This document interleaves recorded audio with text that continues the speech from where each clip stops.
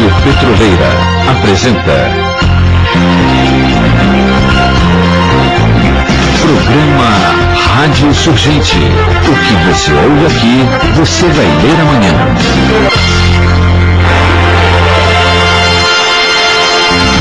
Olá, internautas, olá, navegantes, eu sou Nato Candal, estamos ao vivo em tempo real com o programa Rádio Surgente. O que você ouve hoje, você vai ler amanhã no Repórter Surgente. Participa desse programa a jornalista Leila Leal, com técnica de André Cunha. Tudo bem, Leila? Tudo bem. Eu estava perguntando aqui até antes de começar o programa se você gosta de rádio. Eu gosto muito. É bom fazer rádio, né? Muito bom. Principalmente quando o foco é a soberania nacional, né? Exatamente. Tratando aí dos temas com a pauta do movimento social, da transformação da sociedade, da contra-hegemonia na comunicação. E quando, por exemplo, o convidado é uma pessoa do porte do socioeconomista e educador Marcos Arruda, fica melhor ainda. Melhor ainda. Então vamos dar as boas-vindas ao Marcos Arruda. Alô, Marcos, tudo bem? Tudo bem, Nato, tudo bem. Bom dia, boa tarde, ouvinte, boa tarde, Leila. Boa tarde. Marcos, é um prazer estar falando com você por toda a carga aí do teu trabalho, por todo o conjunto da tua obra, viu? Muito obrigado, Nato. Eu fico feliz e estou muito contente de voltar a trabalhar e colaborar com o Sindipetro. Pois é, Marcos, olha, não dá para desvincular a tua pessoa, né, de um pensamento econômico voltado para o movimento social, para os movimentos sindicais, enfim, para os menos providos dessa nossa sociedade tão injusta. E é por falar nessa injustiça social que a gente não pode deixar de linkar também com a grande crise econômica que já está se abrindo aí nos horizontes do mundo, através aí de uma promessa de quebra, de craque aí na economia norte-americana, não é isso, Marcos? Isso, exatamente. Nós estamos diante de um momento muito sério e carregado de ameaças. Essa é a minha avaliação e já faz uns quase 2 anos que eu tenho divulgado, tentado sensibilizar pessoas que me leem ou ouvem o trabalho nosso do PAX, que se relacionam com esse trabalho, para essas ameaças, né? Uma delas, eu já, desde 99, quando eu escrevi um artigo bastante liminar, digamos assim, ou seminal, serviu como uma semente para se refletir a problemática do sistema financeiro global, uma arquitetura que está montada em cima de acumulação de recursos, de dinheiro, na mão do setor financeiro, cada vez ficando esses recursos mais estagnados, circulando menos, gerando menos riqueza real, porque controlados por um número pequeno de grandes ricos. E mais grave ainda, como o dinheiro parado ele se reproduzia nos mercados especulativos, a maior parte desses valores não correspondem à riqueza real. É o que nós estamos vendo agora na crise americana. O cálculo, quem lê o jornal não sabe o que está por trás de uma frase como essa, por exemplo, né? Agora, há quantos dias atrás, deixa eu olhar aqui, dia 10 de fevereiro, nós estamos no dia 19. No dia 10 de fevereiro, o Globo publica essa frase: o prejuízo de bancos que estão envolvidos na crise do setor imobiliário americano podem chegar a 400 bilhões de dólares. Prejuízo de 400 bilhões. O que quer dizer isso na economia real? Quer dizer 400 bilhões de dólares em papéis que deixarão de, ou já deixaram de ser pagos pelos devedores aos bancos. E eles então, não tendo como recuperar esses valores, que não eram apenas de pagamento do imóvel, mas também uma margem de juros bastante grande, eles têm que declarar perda. E declarando perda, colocando isso na área de negativos, né,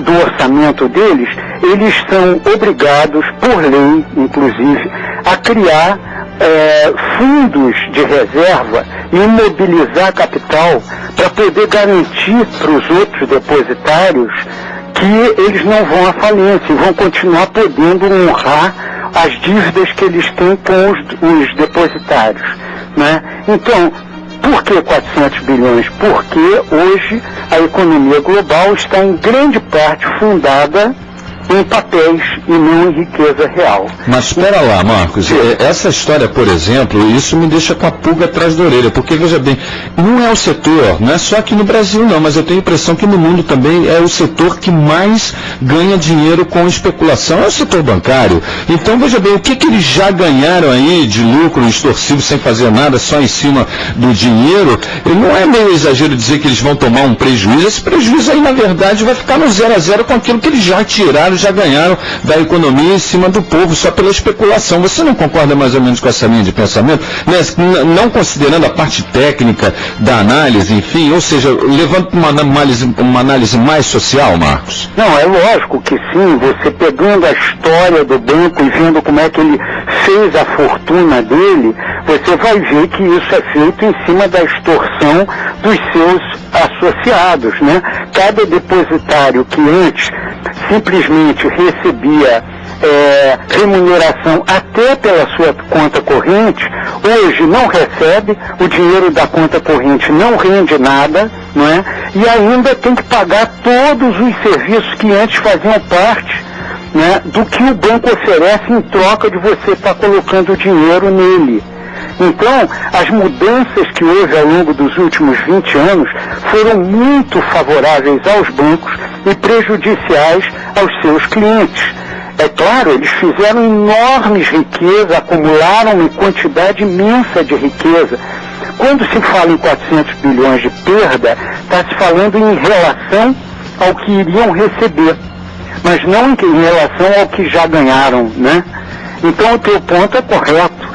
E aí a gente tem que olhar esse processo global capitalista de concentração cada vez maior da riqueza, seja ela na forma de dinheiro ou de patrimônios, né, ou de capitais, que se dá às expensas da maioria da população, né? Então, você tem razão por esse lado. Agora, a gente analisando só a crise, é um negócio espantoso. E eu queria esclarecer bem para os nossos ouvintes e nossas ouvintes que os bancos podiam já estar indo à falência, esses grandes bancos que estão tendo grandes prejuízos, pela seguinte razão: é que quando acontece uma crise dessa, muita gente que tem dinheiros investidos no setor, por exemplo, imobiliário, ou mesmo num banco que está em risco, porque não vai ter o retorno de tudo aquilo que emprestou e não vai poder devolver o dinheiro dos depositários para ele, acontece muitas vezes corridas aos bancos e os depositários querendo retirar a sua parcela do que está neles. E aí o banco teria que ter, pelo menos está nos contratos com os clientes, teria que ter os valores disponíveis para devolver a quem é dono daqueles valores. Entendo. Quando isso acontece com 5 pessoas, não tem problema. Mas quando é com 5 mil, 10 mil, 5 milhões de pessoas, no caso de bancos transnacionais, eles podem ir à falência, entende? Mesmo tendo ganho tanta fortuna antes. E é preciso lembrar uma outra coisa. Os bancos, eles ganham fortunas gigantescas, mas essas fortunas, elas vão para o bolso de um pequeno número de acionistas e proprietários do banco, né? Então, esses acionistas continuam riquíssimos, mesmo quando o banco vai à falência. Tem mais essa no capitalismo, né? É isso que é a propriedade privada dos bens e serviços da economia, né?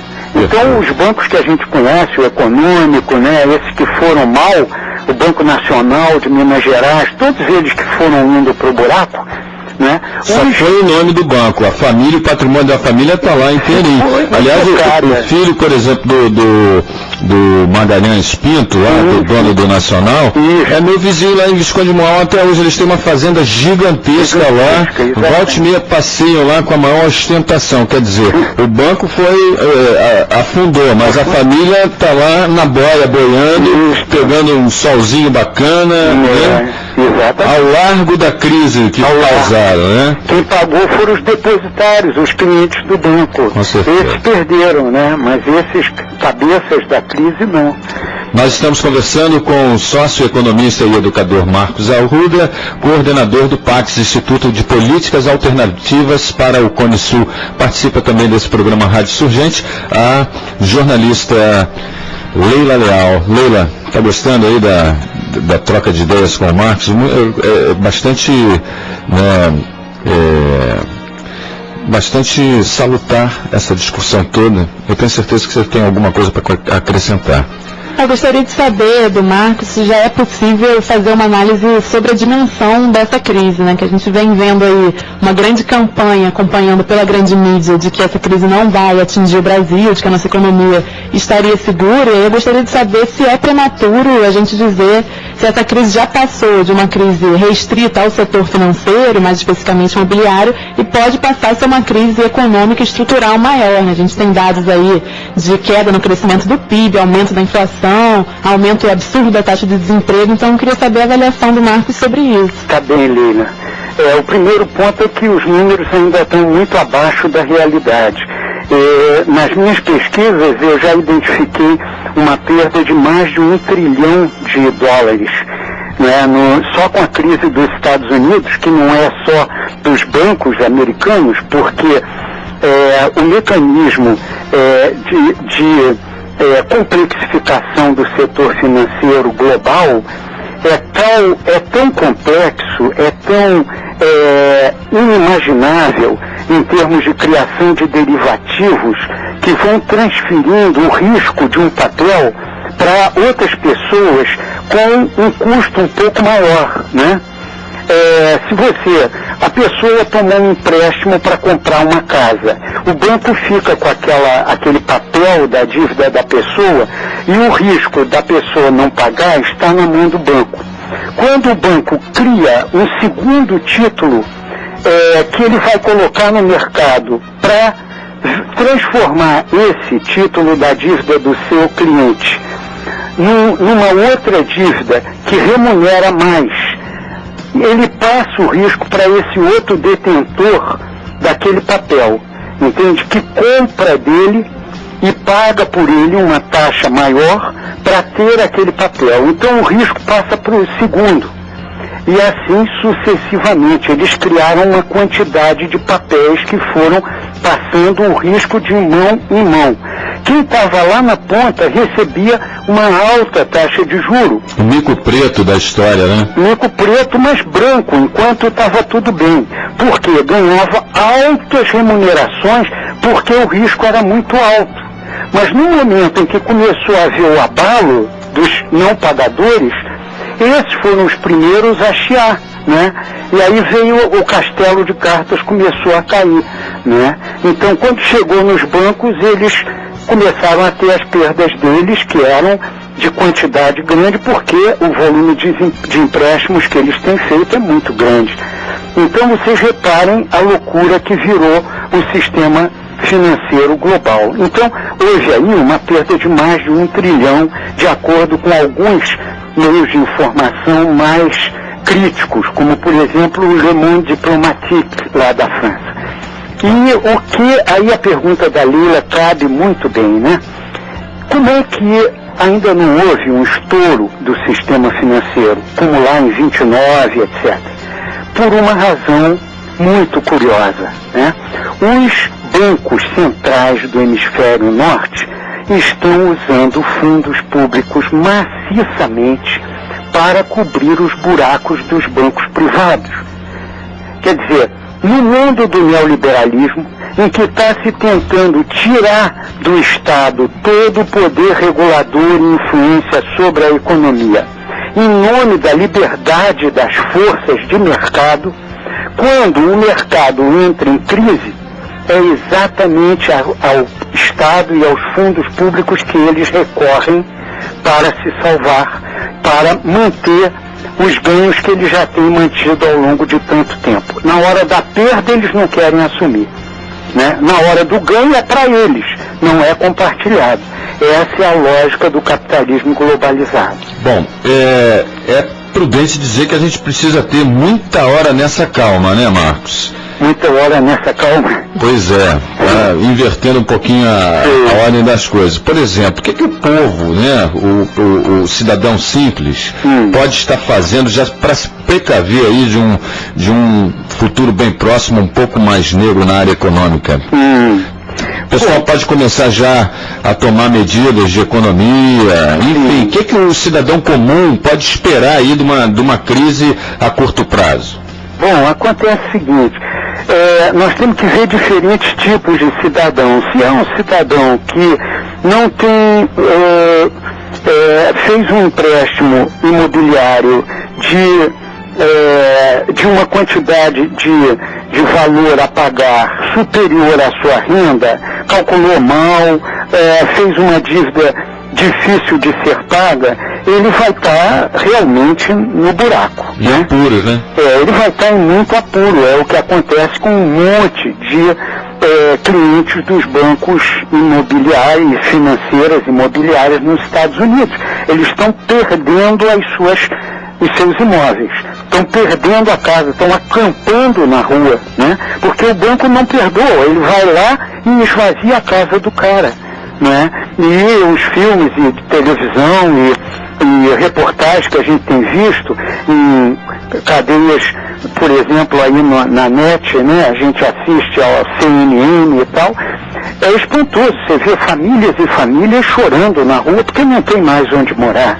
E casas fechadas pelos bancos, como sendo propriedade deles, bancos, apodrecendo por falta de manutenção.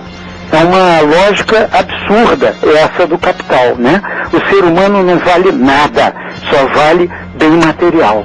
Principalmente na economia neoliberal. Neoliberal ainda pior.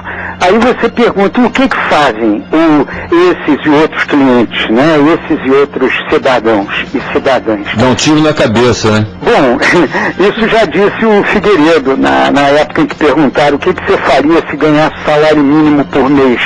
Ele respondeu exatamente o que você falou, né? Exatamente. Cara de pau, presidente da República, né? Mas o que é mais aconselhável é as pessoas que estão endividadas sentarem com o setor imobiliário, com os seus credores e procurarem uma renegociação da sua dívida. Se tiverem com dificuldade de pagar, isso ainda não chegou a acontecer aqui no Brasil, as taxas de juros estão caindo, embora muito devagar. Nós estamos aí com a taxa Selic a 11,25%, que é uma taxa ainda muito alta comparada com a média global, né? Nos Estados Unidos a taxa está baixando dos 5,5% em que estava para menos, né? Para enfrentar o risco de recessão. E se um cara ele pode pegar um empréstimo a 5% ao ano nos Estados Unidos e vir investir no Brasil, remunerado pela taxa Selic de 11,25% ao ano, ele já está ganhando uma fortuna sem fazer nada. Somos nós, povo brasileiro, que estamos remunerando com o nosso trabalho esse ganho absolutamente virtual, né, que vai virar riqueza na mão desse investidor, como eles chamam. Então é uma loucura esse tipo de coisa. Então, quando vier o aperto, tem que sentar com os bancos, dizer para eles, olha, eu quero pagar, só que eu não posso. Devo, não nego, pago como puder. Pago como puder. Vamos sentar e discutir os termos desse pagamento. Não podem ser os atuais. Temos que fazer uma renegociação. E eu proponho, aí tem que chegar com uma proposta, né? Para depois negociar um meio termo. Então esse é um caminho. O outro é o seguinte, tem muita gente, classe média e até gente da classes menos remuneradas, que em vez de botar o dinheiro na poupança, aplicam nos mercados de capitais, seja em ações, seja em financeiras, que, mesmo que eles não saibam, acabam aplicando em títulos de devedores do setor imobiliário americano de alto risco, os títulos podres que agora estão no buraco. E eles nem sabem que o dinheiro deles está aplicado aí. Vai ser perda na certa.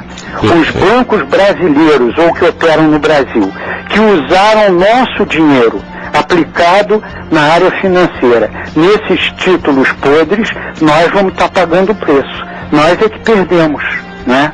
Então tem que estar preparado, correr o risco, sabe que existe o risco. E se o dinheiro continua lá aplicado, vai perder, né? Se a crise apertar, e é o provável, eles vão perder. Então é melhor tirar o dinheiro da aplicação e botar na poupança, mesmo que a remuneração seja muito menor. Ela é, pelo menos, garantida. É a mais garantida que nós temos fora de um presidente Collor. Agora, Marcos, sobre um outro aspecto da economia brasileira e latino-americana de maneira geral, a gente sabe que a inserção desses países na economia mundial vem sendo feita principalmente a partir da aplicação da política neoliberal, se tornarem países praticamente recolonizados, exportadores de matérias-primas agrárias e minerais para as grandes potências e principalmente os Estados Unidos. Uma crise desse porte nos Estados Unidos pode significar uma queda das exportações brasileiras e aí nesse sentido afetar a nossa economia? Bom, pode, certamente que pode. Os Estados Unidos perdendo poder de compra através de um dólar depreciado, já ganha a capacidade de vender os seus produtos no exterior e perde a capacidade de importar, né? Porque a importação fica muito mais cara para eles. E então é evidente que eles tendem a diminuir as suas importações de países como o Brasil.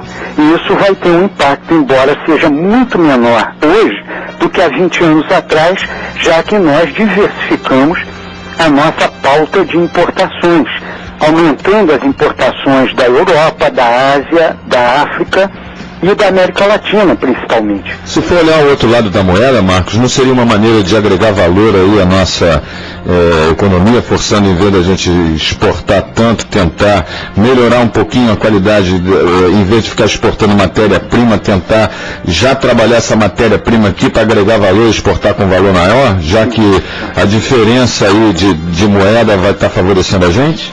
Muito bom, Nato. Esse é um ponto historicamente já aprendido por nós, né? Toda vez que há um gargalo na economia internacional, cria-se uma oportunidade de ouro para os países menos industrializados de investirem em capacidade produtiva, né? Em aumentar a capacidade de produzir para o seu próprio consumo, em vez de estarem dependendo de importações vindas dos países do hemisfério norte. Então esse seria o recado. Só que, infelizmente, Nato, a nossa economia está altamente internacionalizada. O nosso setor industrial já é quase 60% transnacionalizado, isto é, o capital que predomina não é brasileiro, é estrangeiro.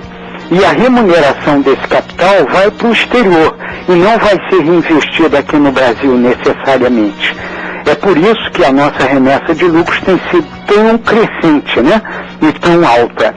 Então nós temos aí um complicador. Por um lado, a gente pode e deve investir mais em capacidade produtiva no Brasil, aproveitando a crise internacional.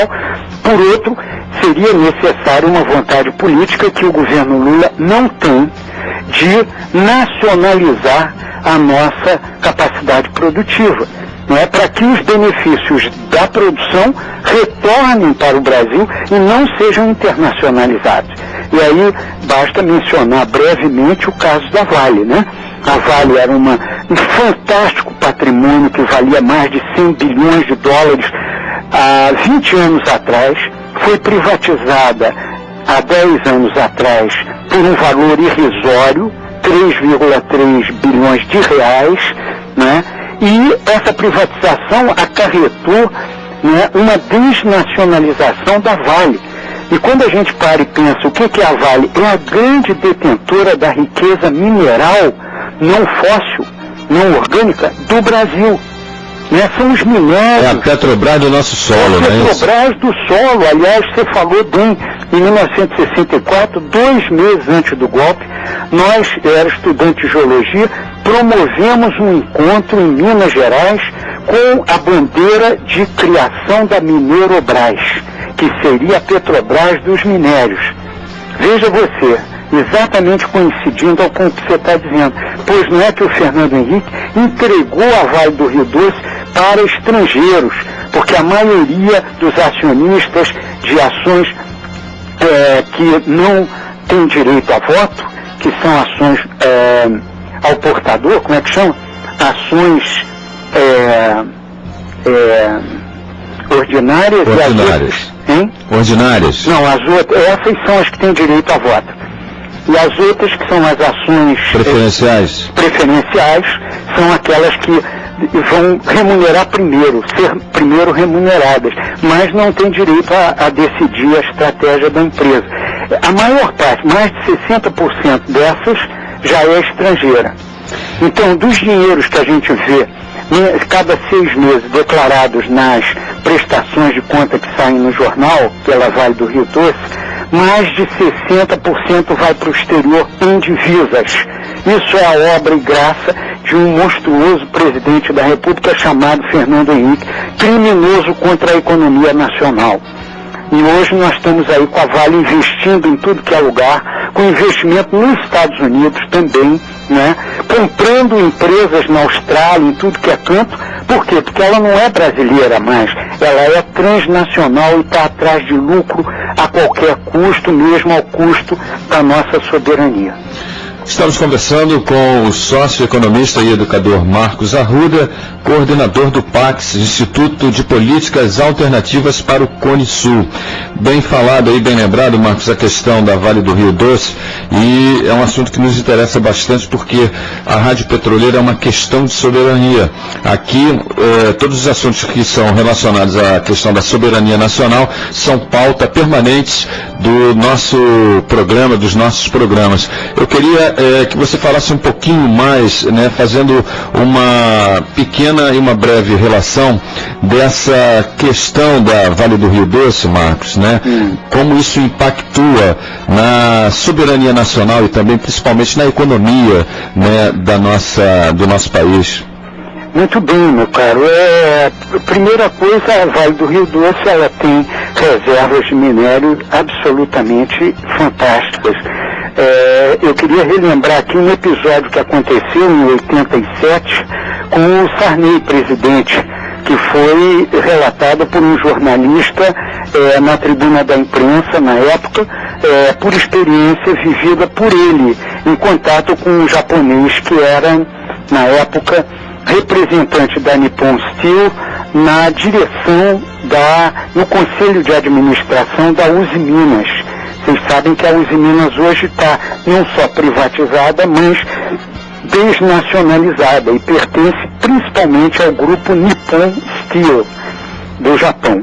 Então, esse cara que representava a Nippon Steel no Conselho de Administração da Uzi Minas fez uma visita junto com o embaixador japonês ao Sarney com a seguinte proposta: o Japão pede ao Brasil que ceda a província mineral de Carajás durante 30 anos ao Japão, em troca do Japão pagar em dinheiro a dívida externa brasileira, que na época estava em 108 bilhões de dólares. Então, os japoneses avaliaram que a riqueza existente na província mineral de Carajás, no sul do Pará, em 87, já valia 108 bilhões de reais, né? E queriam trocar esse favor. Eles não pediram domínio para sempre, pediram só 30 anos. de controle Uma sobre concessão, né? Pediram uma concessão. Uma concessão, rapaz, em troca de 108 bilhões à vista, para zerar a nossa dívida externa. E o Sarney, claro que não concordou. O Sarney não aceitou porque ele disse que era um problema muito complicado politicamente para se resolver. Então ele não fez o acordo. Mas 10 anos depois, o seu sucessor, FHC, vendeu a Vale com a província de Carajás e tudo mais que a Vale controla no Brasil pela miséria de 3,3 bilhões de reais, né? Então está aí colocado o drama dessa privatização. Foi uma privatização espúria, inconstitucional, que tinha tudo para ser suspensa se as ações levantadas por várias entidades, pessoas, advogados, congressistas contra a privatização desde 97 em adiante tivessem sido julgadas pelo judiciário.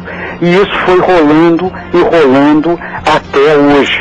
No dia 27 de fevereiro, daqui a 8 dias, nós vamos estar vendo o Supremo Tribunal de Justiça decidir se arquiva definitivamente 69 dessas ações que estão para ser julgadas pelo mérito delas, isto é, pelo que elas contêm de denúncia das irregularidades da privatização. Se a gente não fizer pressão sobre o Supremo Tribunal, a tendência é os representantes da justiça fazerem uma vez mais a grande injustiça de dar ganho de causa à atual Vale do Rio Doce privatizada. Opa, você deu um mote aqui para a Rádio Petroleira fazer aí uma cruzada em prol aí, fazer uma cruzada em prol da retomada da nossa soberania nacional através da retomada, né, da estatização, a volta, né, desse patrimônio ao povo brasileiro, já que inclusive é uma coisa inconstitucional e tem, né, toda essa contestação jurídica. Eu acho que está mais do que na hora do povo brasileiro tomar consciência de que ele também tem responsabilidade, né, e levantar a bandeira da soberania nacional, não é isso, Marcos? Exatamente, rapaz. E é muito oportuno. Você pede, por favor, se houver representantes dos Sindipetro aí pelo Brasil afora, que estejam em Brasília no dia 27, eu gostaria de dar o contato da ex-deputada Clair Martins, que é quem está articulando a manifestação de pressão sobre o Supremo Tribunal para convencer os últimos juízes a votarem contra a reclamação da Vale. Se você quiser, eu tenho aqui o telefone dela. Eu quero sim, Marcos. Né? É 41, que é Curitiba, e o celular é 9103 1226. 1226. E eu vou aproveitar o gancho, Marcos, você me daria licença para conclamar também os nossos navegantes, nossos internautas que nesse momento nos ouvem, aqui se apossem desse telefone. 41-9103-1226, o telefone da ex-deputada Nair Martins. Não, doutora Clair Martins. Clair, né? Ah, perdão. Doutora Clair, é assim que ela é conhecida. Doutora Clair. Ela é advogada. Perfeito. Então tá aí o telefone da doutora Clair, é 41-9103-1226. Vamos tentar fazer uma corrente aí de apoio em prol dessa retomada aí da Vale do Rio Doce para o povo brasileiro. Ela está pedindo só umas 50 pessoas presentes na hora do julgamento lá. Então, quem puder ir a Brasília e estar nesse momento lá, telefona para ela, marca a hora e diz que vai, para ela fazer a lista e contar com as pessoas que estão telefonando. Marcos, eu vou te pedir, dia 27 de fevereiro, agora na semana que vem. Exatamente. Né? Eu acho que cai na quarta-feira, se eu não me engano. Deixa eu olhar aqui, 27 é quarta-feira. Quarta-feira.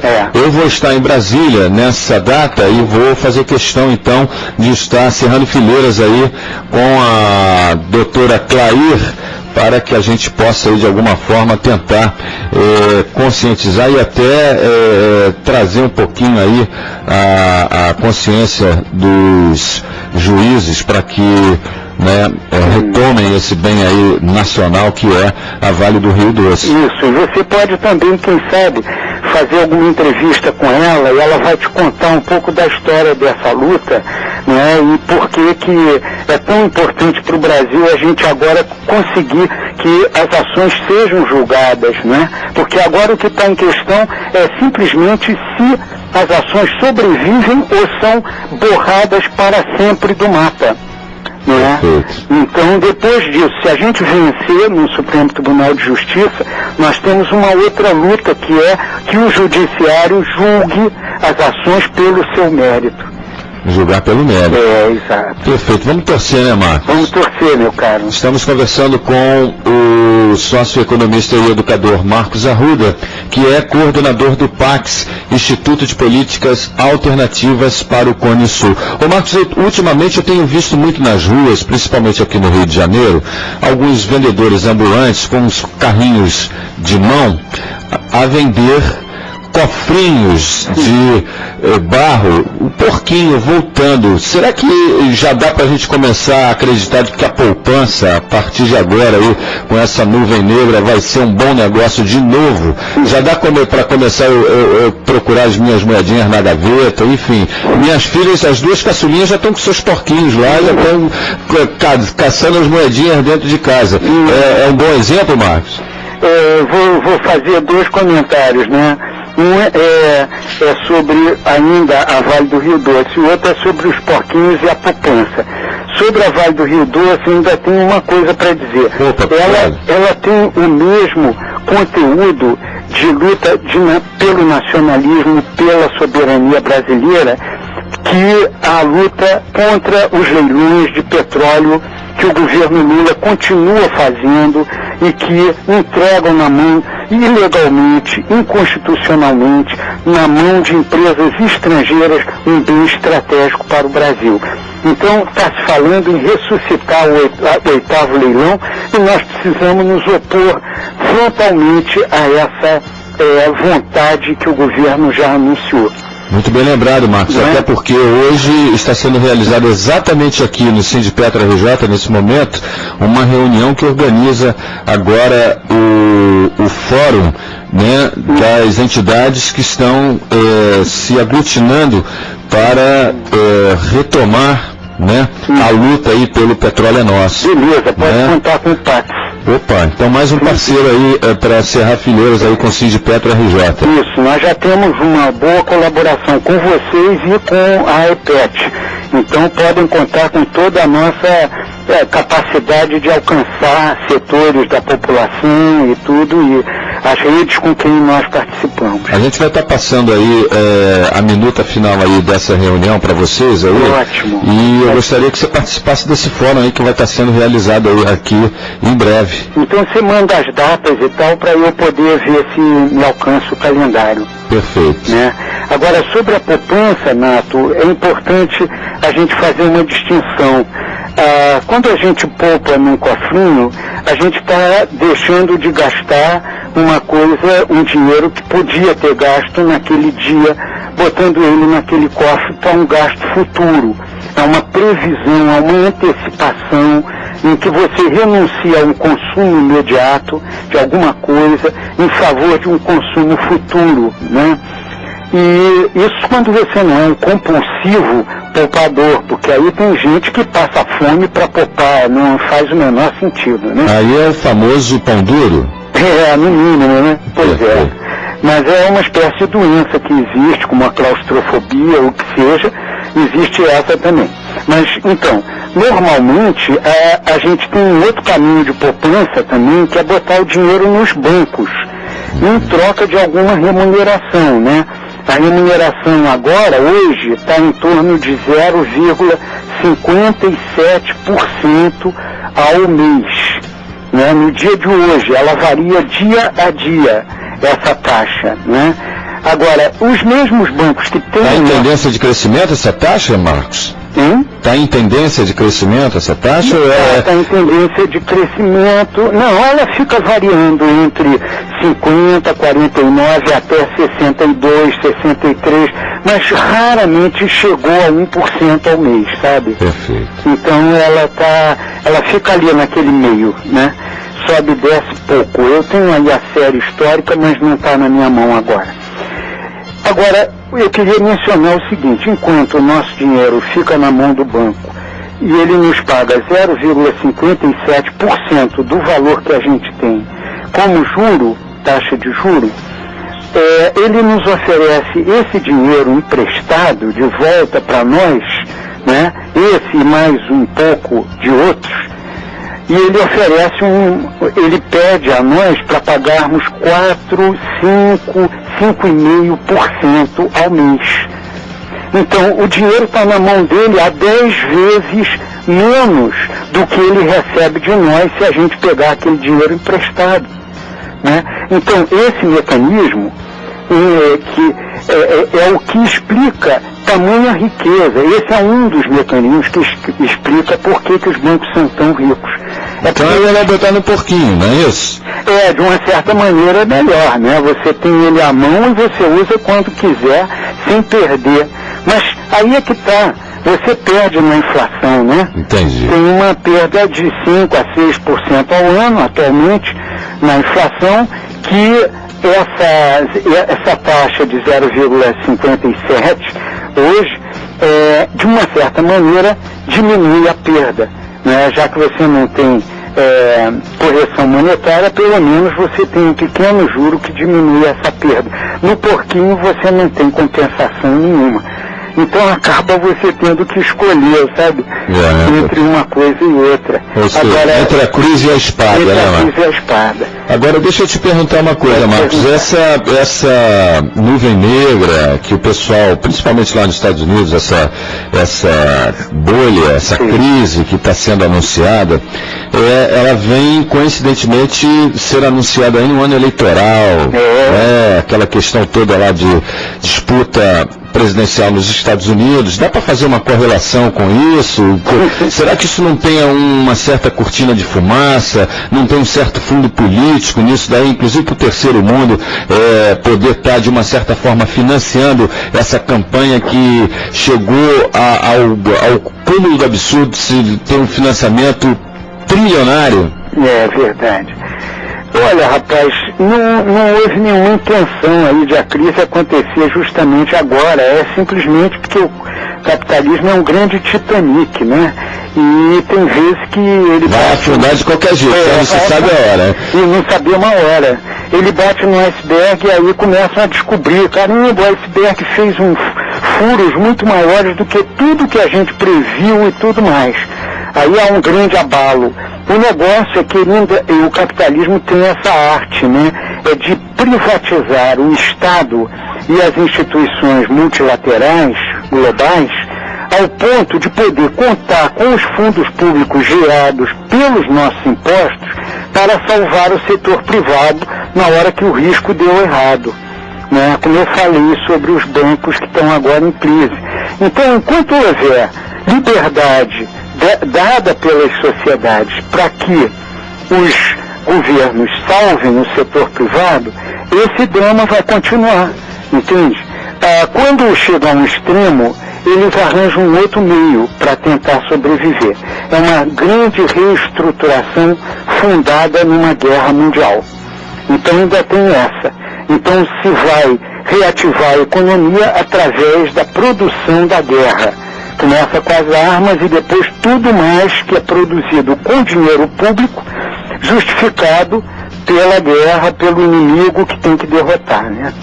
Isso são formas que o sistema tem de não ser levado ao extremo de ter que fechar as portas e dar lugar para um outro, né? Perfeito. Estamos conversando com o sócio economista e educador Marcos Arruda, que é coordenador do PAX, Instituto de Políticas Alternativas para o Cone Sul. Já que o PAX um instituto que trabalha com políticas alternativas. Existe alguma política econômica alternativa para se burlar essa crise que está se anunciando aí? Certamente, Nato. E a primeira delas tem a ver com o controle dos capitais, o controle das entradas e saídas de capital. E lado a lado com essa tem uma outra, que é de caráter mais cultural, que significa você, como governo, decidir se afastar do mito de que não existirá jamais desenvolvimento sem capital estrangeiro. É preciso quebrar esse paradigma, entende? Quando a gente quebrar ele, a gente vai começar a ir procurar os recursos brasileiros para investir no crescimento e no desenvolvimento do país. E aí vai fazer sentido, mais ainda, você colocar regras para entrada e saída de capitais. Isso significa o seguinte: quem vai tomar emprestado lá fora tem que prestar contas de qual vai ser o uso desse dinheiro. Se o dinheiro vai ser usado para especular, como está sendo a maioria dos investimentos estrangeiros no Brasil, a gente impede esse dinheiro de vir para cá. Se ele vai ser investido, a gente vai dizer em que setores. Por quê? Porque a gente vai ter em mãos um plano nacional de desenvolvimento próprio do Brasil. Não vai ser o plano de como a Monsanto, a Bayer ou a Coca-Cola vão se desenvolver e vão aumentar os seus lucros globais. Não, é um plano de desenvolvimento da economia e da sociedade brasileira. E aí você vai poder dizer ao investimento que vem de fora: olha, nós queremos que você invista aqui, em tal lugar, em tal setor da economia. Ah, não quero, eu quero naquele outro. Então ali nós não estamos precisando, porque é capital nosso que está investido. Então, não querendo, vai embora e eu vou procurar outro parceiro. É assim que o governo poderia fazer. E as regras seriam assim, né? Você diz para o cara, ele pode entrar no Brasil, o dinheiro dele entra e vai para o Banco Central, ali ele é transformado em reais, e esses reais estão então levados para aplicar no setor do investimento que ele veio fazer ou que o governo orientou ele a fazer, né? Na hora de ir embora, tem que ter regra também. Então, por exemplo, né? Você tem o direito de retirar só a metade do que você investiu no primeiro ano. Ou então, você só pode levar 20%. O resto você tem que reinvestir dentro da economia brasileira, né? Esses são os tipos de controle que existem em outros países e que dão certo, né? Mas no nosso caso, com governos como o FHC e o Lula, nós o que fizemos foi tirar todos os controles e barreiras ao movimento desses capitais. Ou seja, sangria total, né? Sangria total, né? Veias abertas do Brasil. Isso mesmo.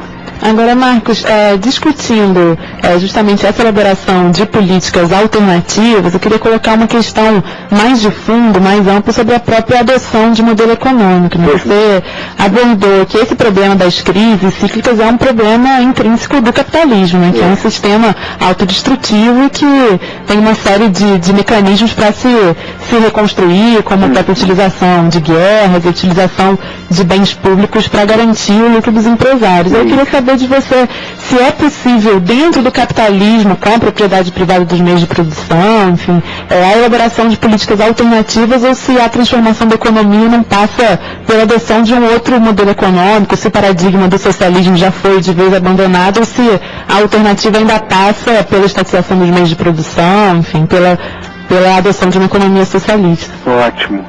Eu acho que as duas coisas têm que ser consideradas e que o parâmetro do tempo é que vai comandar, sabe, Leila?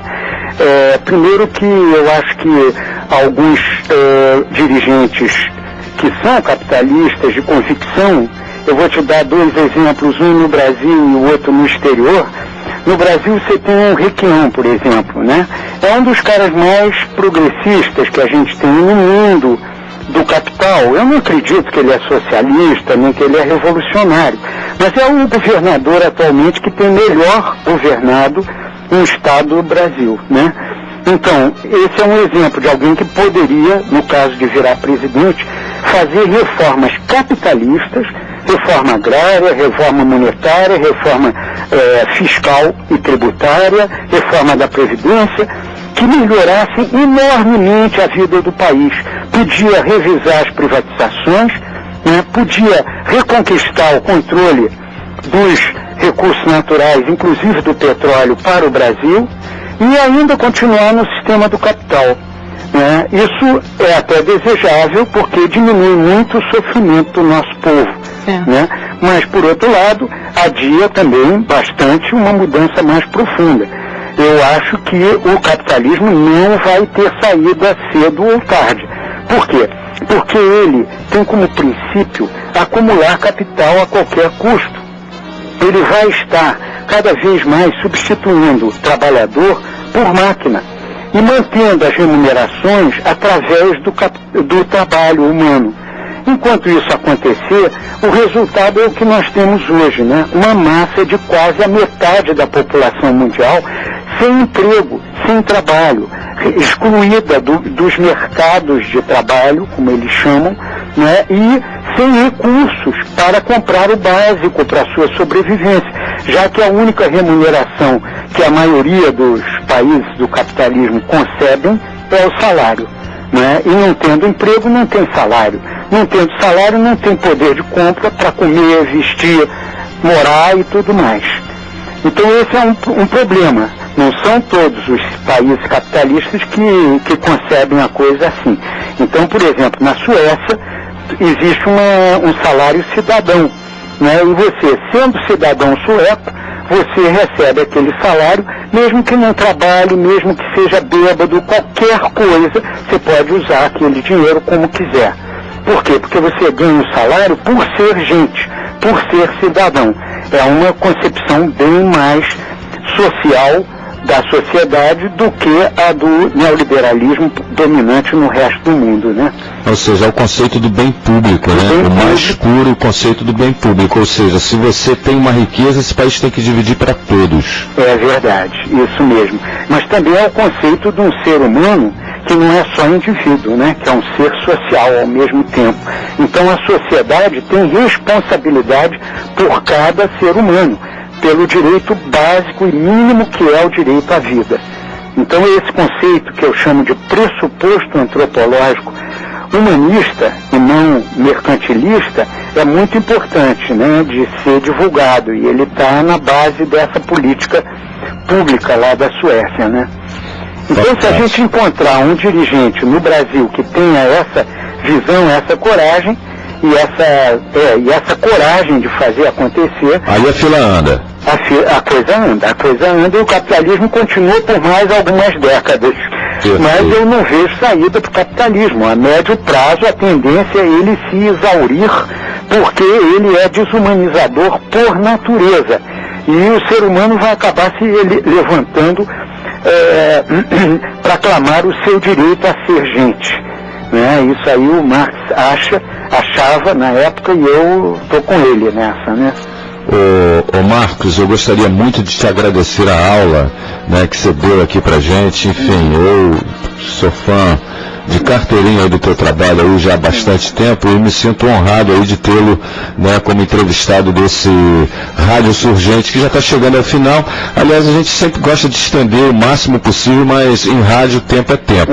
Mas com certeza não vai faltar oportunidades. Eu gostaria de agradecer a tua participação, deixar aí também o microfone dessa Rádio Petroleira à tua disposição para tuas considerações finais, Marcos. Tá bem, meu caro. E depois você me dá o teu telefone e tal, porque em outras ocasiões eu vou estar recorrendo a você, né, como sobre a Vale no dia 27. É o maior prazer. Muito bom, tá ótimo. Então, palavras de consideração final, eu diria o seguinte: não percamos a esperança olhando os dramas do momento, porque o momento é uma pequena fração de uma longa história de evolução da humanidade. Então, sempre que a gente está tentado a perder a esperança, recuamos e damos uma olhada no processo evolutivo da humanidade, que é tão recente. Há 100 mil anos atrás, né, nós éramos ainda Idade da Pedra. 100 mil anos apenas. são pouquíssimas gerações que conseguiram evoluir até chegar à etapa em que nós estamos. Nós estamos ainda vivendo uma época de infância da humanidade na Terra, no planeta. Agora, nós já estamos fazendo muito mal ao planeta nessa infância. Então, o recado é, temos que ganhar consciência do nosso potencial evolutivo, e esse potencial só vai vir através da colaboração e da solidariedade e da paz, e não da competição, da inimizade e da guerra. É preciso a gente ganhar consciência e converter essa consciência em prática do nosso dia a dia, né? Que significa, em última instância, amor ao ser humano e amor à natureza. Muito obrigado. Conversamos com o sócio, economista e educador Marcos Arruda, que é coordenador do PAX, Instituto de Políticas Alternativas para o Cone Sul, com a participação da jornalista Leila Leal. Foi legal, né, Leila? Foi muito bom, belíssima explanação, acho que bastante diferente do que a gente acompanha aí na grande mídia, uma aula de política alternativa, de economia, sob o ponto de vista da classe trabalhadora. Muito bom. Perfeito. Com a técnica de André Cunha, com a participação da jornalista Leila Leal, do Sindipetro RJ. Eu sou Nato Candal, estamos na Rádio Petroleira com o programa Rádio Surgente, que volta na próxima segunda-feira, a partir das 18 horas. Questão de soberania, Rádio Petroleira. Música, informação e prestação de serviços. Rádio Petroleira apresentou programa Rádio Surgente, porque o que você ouve aqui, você vai ver amanhã.